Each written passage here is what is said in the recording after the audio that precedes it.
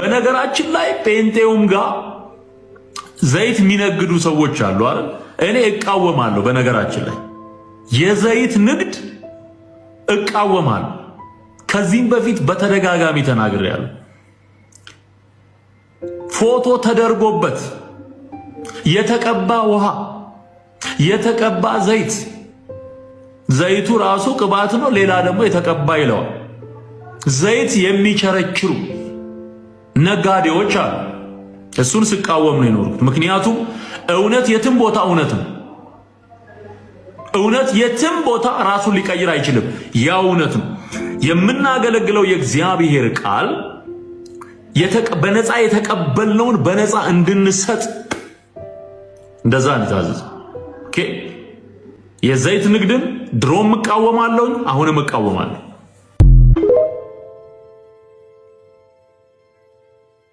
እሺ እንደሰማችሁት ነው። ትዝታው ሳሙኤል በነገራችን ላይ በፕሮቴስታንት መካከል ስላለው አመጽ ስላለው ነውር የማውራት ምንም አይነት ሞራል የሌለው ሰው ነው። ምክንያቱ ደግሞ ምንድነው ስትሉ ራሱ ከሚያወራው ከዘይትና ከጨው ነጋዴዎቹ ጋር አብሮ ስለሚሰራ ማለት ነው። ይህን ቪዲዮ ተመልከቱ። ከማን ጋር እንዳለ ተመልክታችሁታል። ከማን ጋር ቁጭ ብሎ እንደሚያወራ። በነገራችን ላይ ትዝታው ሳሙኤል አገር ውስጥ ለሁለተኛ ጊዜ መጥቶ በየቦታው በተለይ ደቡብ አካባቢ ላይ ወንጌል ለአገልግሎት በሚል ሰበብ እያዘጋጃቸው ያላቸው ፕሮግራሞች ላይ ኦር ለመድረስ እንሩጥ በሚል ሰበብ ቪዲዮታችን እንዳስቀመጥኩላችሁ ከብዙ ምስኪን ሰዎች የቲሸርት ንግድ ውስጥ የገባ ብዙ ባለሀብቶችን ደግሞ ኮንፈረንስ በማድረግ ሰበብ ገንዘብ እየተቀበለ ኪሱን እያደለበ ያለበት ሁኔታ ነው ያለው። ስለ ዘይት ነጋዴዎች በድፍረት ለማውራት ይሞክራል። ዞሮ ዞሮ ግን ዘይቴ ይፈውሳል እያለ ለምስኪኖች ዘይቱን የሚሸጠው ሐሰተኛው ነብይ እዩ ጩፋ ጋር በመሆን ደግሞ ህብረት ሲያደርግ ትመለከቱታላችሁ። ንግግርና ህይወት ሲጋጭ ማለት እንደዚህ ነው። አንተ ድፍረቱ ያለህ ወደ ውጪ ስለ ኦርቶዶክሶች እንደዚህ ነው እንደዛ ነው ብለ የማውራት ድፍረት ነው ያለ። ለምን እዛ ስለተሸኘና ስለተባረክ ስለ ኦርቶዶክስ በሩቅ ሆነ ታወራለህ፣ ትናገራለህ። ፕሮቴስታንት ቤት ሆኖ ለኦርቶዶክስ ቤተ እምነት ጥላቻ ያላቸውን ሰዎች ታስደስታቸዋለህ። በተረፈ ግን የጽድቅ አቋም የእውነት አቋም ለእግዚአብሔር ቃል መወገን ኖሮ በፕሮቴስታንት መካከል ስላሉ ስለ ሐሰተኞቹ የማውራት ኢምንት ሞራልም ኢምንት ድፍረትም ህይወቱም የለህም። ምክንያቱም አንተም ከነሱ መካከል እንደ አንዱ ነህ። አውቃለሁ ዩቲዩብ ላይ እና ፌስቡክ ላይ ጻድቅ መጫወት ይቻላል። መሬት ላይ ሲወርድ ግን የገንዘብ ፍቅር ሰዎችን ይፈትናል። ለዛም ነው አንተ በክሩሴድና በኮንፈረንስ ሰበብ ለሰዎች እንሩጥ እያልክ ከመንፈሳዊ ዓላማ ውጪ የሆነ ጉዳይ ቲሸርት ንግድ ውስጥ የገባከው። ራሳቸው የሚናገሩትን የማይኖሩ ወደ ሰው ቤተ እምነት ጥላቻን የሚወረውሩ ለወንጌል ሳይሆን ለኪሳቸው ካደሩ እንደ ትዝታው ሳሙኤል አይነት ከሆኑ ሰዎች እንድትቆጠቡ ነው ይህንን ቪዲዮ የሰራሁት። ይመቻችሁ። ቃለ ሕይወት በሚቀጥለው ወር የሚመጣውን ሐሰተኛውን ቤኒን አስመልክቶ መግለጫ ሰጥታለች። እስቲ አድምጠነው እንምጣ። አጠር ያለ መግለጫ ለመስጠት በፊታቸው የቀረብ ነው። በተለይም በዚህ ሰዓት አንድ አስተማሪ ከውጭ ሀገር በመጋበዝ እዚህ አሁን እያስቸገረን ባለው ነገር ላይ ተጨማሪ ችግር ሊያመጣ እንደሚችል በመገንዘባችን ቦርዱ የተወያየበትን እንደዚሁም አቅጣጫ የሰጠበትን ነገር ወደ ምዕመናን የሚደርስበትን መንገድ ጥሪ ያለ መግለጫ በፊታችሁ እናቀርባለን። እንደሰማችሁት ነው። መግለጫውን በጽሁፍ ከላይ አያይዝላችኋለሁ።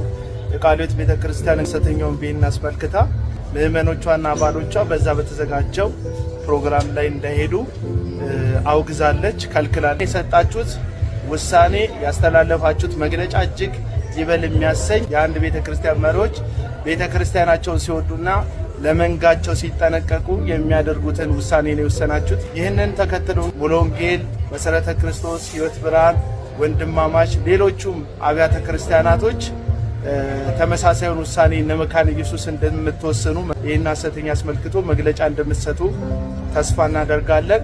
መንፈስ ቅዱስ ትጠብቋት ዘንድ እናንተን ኤጲስቆጶስ ላደረገባት ለመንጋውና ለራሳችሁ ተጠንቀቁ ብሎ ሐዋርያው ጳውሎስ በሐዋርያት ሥራ ምዕራፍ 20 ቁጥር 28 ላይ በቅዱስ ቃሉ እንደተናገረው የአንድ መሪ ኳሊቲው ለክርስቶስ ኢየሱስ ህዝብን ማብቃትና ህዝብን ከሚባላ ተኩላ ከሐሰተኛ መጠበቅም ጭምር ስለሆነ ይህንን ስራ ለማድረግ እያንዳንዱ አብያተ ክርስቲያናት ውስጥ ያሉ መሪዎች አብራችሁ እንድትነሱ አብራችሁ እንድትቆሙ በካውንስል ውስጥም ካሉ የስተት ልምምድ ውስጥ ካሉ ሰዎች ጋር ህብረትን ባለማድረግና እነዚህንም ሰዎች በማውገዝ ለእግዚአብሔርና ለእግዚአብሔር ቃል ታማኝ እንድትሆኑ ጥሪ እናቀርብላችኋለን። ጌታ ኢየሱስ ይባርካችሁ።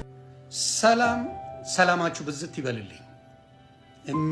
አሁን የምነግራችሁ ነገር ውሸት እንዴት ተደርጎ ሲከሸን እውነት እንደሚመስል ለማሳየት ነው። እኔ ፕሮቴስታንት ባወጅኩበት ሰዓት አቡነ ገብርኤልን በተናገሩበት ሰዓት እንዴት እሳቸውን ይናገራሉ፣ ክርስቶስን የሚሰብክ እንዴት ይወቀሳል ብዬ በል ተነስቼ ነው እንግዲህ ወደዚህ የመጣሁት። ወደዚህ ስመጣ ደግሞ ጌታ የገለጸልኝ ነገሮች አሉ። መከፋፈል መኖሩን፣ በክርስቶስ ጉዳይ ላይ ጭቅጭቅ እንደሆነ፣ መበታተናቸውን የማውቀው ታሪክ የለም ጌታ ኢየሱስ በሚያውቀው በተወሰነ መልኩ እንጂ ብዙ እንደዚህ ውጥንቅጡ የወጣ ነገር እንዳለ አላውቅም ነበረ። እቺ ሴት ምን አድርጋለች? በጌታ ኢየሱስ ላይ ዋሽታለች። ኦርቶዶክስ መድረክ ላይ ያለው በምናገርበት ሰዓት ኦርቶዶክስ ምን አድርጋኛለች ብላለች?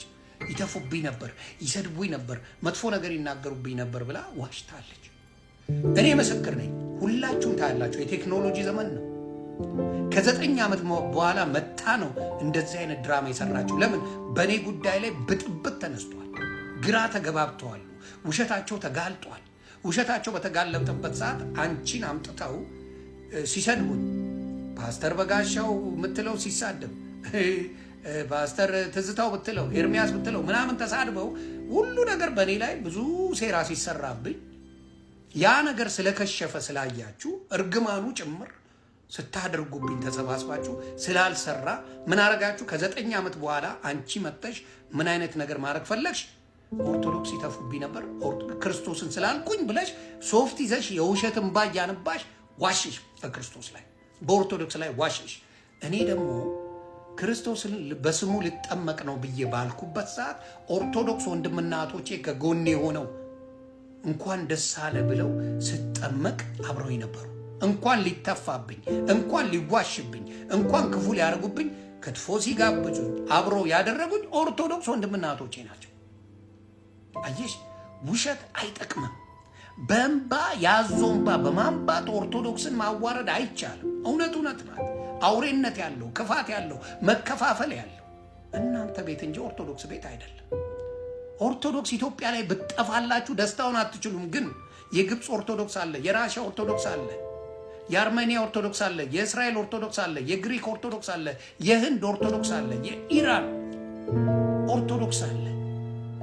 የሁሉም ሀገር ላይ ኦርቶዶክስ አለ። እንዴት አድርጋችሁ ልታጠፉ ነው? ጭካኔያችሁ፣ አረመኔነታችሁ፣ በተለይ ከኦርቶዶክስ ዲያቆን ነን ዘማሪ ነን ምናምን ብላችሁ ወጣችሁ፣ በብልግናችሁ ወጣችሁ ሰዎች ኦርቶዶክስ ላይ የምትሰሩት ነገር እጅግ እጅግ ይዘገንናል። አሁንም እናገራለሁ፣ የእውነተኛው ክርስቶስን የተቀበለ ሰው ደስታ ሐሴት ያደርጋል እንጂ በየመንገዱ ላይ ሃይዌ ላይ ይወረውረኛል የሚል ትምህርት የለው። ሃይዌ ላይ ሙቺ ሙቺ ይለኛል። እርኩስ መንፈስ ነው የተቀበልሽው፣ እውነተኛውን ክርስቶስ አይደለም። ለምን መሰለሽ? እስር ቤት የተወረወሩት ጳውሎስና ሲላስ ተቀጥቅጠው የተወረወሩት እግዚአብሔርን ሲያመሰግኑ ምንድን ነው የሆኑት? ምኑ ተከፈተ? ተከፈተ በሩ ይላል። ተከፈተ በሩ ይላል። 3 ደቂቃ ነው፣ 3 ደቂቃ ነች። አንተን አናመልክም የምንሰግደው ለእግዚአብሔር ብቻ ነው ባሉበት ጊዜ ምንድን ነው የሆኑት? እሳት ውስጥ ተቀጠው ቅዱስ ገብርኤል ተልኮ ምንድን ያደርጉት? ስለ እግዚአብሔር እየዘመኑ እግዚአብሔርን እያመሰገኑ ነው የታዩት። ድነዋል። ዳዊት ቅዱስ ዳንኤል አንበሳ ውስጥ መንጋጋ ውስጥ ጉድጓድ ውስጥ ሲጣል ምንድን ነው የሆነው? የአንበሶቹን መንጋጋ ነው የዘጋለት። በሙሉ ወደ እግዚአብሔር የሆነውን ሽፋን ከቨር ነው የሚሰጠው እግዚአብሔር እንጂ ሙትሙት አይልም። አንቺን ብቻ ሳይሆን ኤርሚያስ ምንድን ነው ያለው? አይተንፍሱ፣ ኤርሚያስ አይተንፍሱ፣ እኔም ሙትሙት ይለኝ ነበር አለ። የሙታን መንፈስ ነው ያለ። የክርስቶስ መንፈስ አያል ነው፣ ደስታ ነው። በእስር ቤት ሆነ እንኳን የምትደሰትበት መንፈስ ነው። ኢንጆይ ነው የምታደርገው። እየተቀበላችሁት የርኩስ መንፈስ ስለሆነ ምን ሆነ? ይሄ ነገራችሁ ተረበሸ። በውስጣችሁ እውቀት የለም፣ ክፋት ግን አለ። የክፋት መንገድን ኦርቶዶክስ ሙሉ በሙሉ የኢትዮጵያ ብትጠፋላችሁ ደስታችሁ። ይህን ደግሞ ጌታ ኢየሱስ ክርስቶስ አያደርገውም። ለምን? ቤተክርስቲያን የኦርቶዶክስ የተመሰረተችው በምን ላይ ነው? በክርስቶስ ደም ላይ ነው። በአብ ወልድ መንፈስ ቅዱስ ነው። እኔ ለጠይቃችሁ አንድ ጥያቄ እዚህ ላይ ማብራራው፣ መዳን ብቻ በማመን በቃል ብቻ ነው ለምትሉ መንፈስ ቅዱስን የት ነው የምታገኙት? ለምሳሌ ዮሐንስ ሲናገር እኔ በውሃ ጠምቃችኋለሁ፣ የንስሐ በውሃ ጠምቃችኋለሁ፣ በመንፈስ ቅዱስ የሚያጠምቃችሁ ግን ከኔ በኋላ ይመጣል አለ። በመንፈስ ቅዱስ ያልተጠመቀ መንፈስ ቅዱስን እንዴት ሊያውቀው ይችላል? ስለዚህ በአብ ወልድ በመንፈስ ቅዱስ ካልተጠመቅ መንፈስ ቅዱስ አንተ ውስጥ ሊኖር አይችልም። ከየት አምጥተህ ነው የምትድነው? ከየት ታመጣዋለህ? አብና ወልድን ይዛል። እሺ አብን ታምናለህ፣ ወልድን ታምናለህ። መንፈስ ቅዱስን የምታገኘው በመንፈስ ቅዱስም ስትጠመቅ። በመንፈስ ቅዱስም ካልተጠመቅ ምንም አይነት ምን አታገኝም፣ መንፈስ ቅዱስ አታመጣ። ስለዚህ ትምህርታችሁ እንኳን የክርስቶስ ነገር የጎደለው የአብ ወልድ የመንፈስ ቅዱስ ነገር የጎደለው ትምህርት እያስተማራችሁ ሰዎችን ወደማይረባ ቦታ ትወስዳላችሁ። ጌታ ኢየሱስ ክርስቶስ ይቅር ይበላችሁ። ትምህርታችሁ እንኳን የተጣመመ እንደሆነ ማሳያ ነው። ሌላው ክርስቶስ መስቀሉ ላይ ያለ ሲሰቀል ውሃና ደም ነው የወጣው። ክርስቶስ ውሃና ደም ነው የወጣው። ውሃ እኛ ብንወጋ ቀኑን ሙሉ ስትወጋኝ ብትውል ውሃ አይወጣኝም፣ እኔ ደም ብቻ ነው የሚፈጸም። ስለዚህ የክርስቶስ ከጥምቀቱና ከደሙ ካልተገናኘን ክርስቶስን ማግኘት አንችልም። የመዳኛ መዳኑ አንደኛው ጥምቀት ነው፣ መዳን ነው። መዳን በቃሉ ነው፣ ጥምቀቱ ነው፣ ቁርባኑ ነው። እነዚህን አንድ ላይ ካለ ክርስቶስን ልታገኘው አትችልም። ምክንያቱም መንፈስ ቅዱስን የምታገኘው ስትጠመቅ ነው። ምን ሰው ከመንፈስና ከውሃ ካልተጠመቀ የእግዚአብሔርን መንግስት አይወርስም ይላል መጽሐፍ ቅዱስ ሲናገር።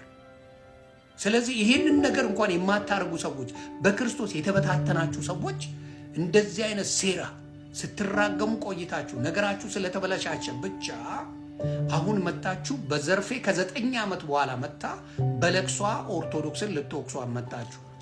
ጌታ ኢየሱስ ክርስቶስ ልቦና ይስጣችሁ ነው የምለው። እኔ ስራችሁን እግዚአብሔር በገለጠልኝ አፍርሼዋለሁ። በጌታ በኢየሱስ ስም ስራችሁ ፈርሷል። ለምን? ስታጭበረብሩበት የነበረ ስም ነው። ነቢይ ነኝ፣ ሐዋርያ ነኝ፣ የእግዚአብሔር ሰው ነኝ ያጭበረብራችሁበት ዘመን ነው። አብዛኛው ሁሉም እያልኩ አይደለም። እግዚአብሔር የሚቀባቸው ሰዎች አሉ፣ ሁሌም ይቀባል እግዚአብሔር። አብዛኞቻችሁ ግን በክርስቶስ ስም የምታጭበረብሩ ስለሆናችሁ ልቦና ይስጣችሁ ላለሁ እግዚአብሔር። አሁንም ኦርቶዶክስ ወንድምና እህቶቼ እግዚአብሔር ይጠብቃችሁ ላለሁ ከእንደዚህ አይነት መርዘኞች እግዚአብሔር ይጠብቃችሁ። ተባረኩልኝ። መልካም ቀን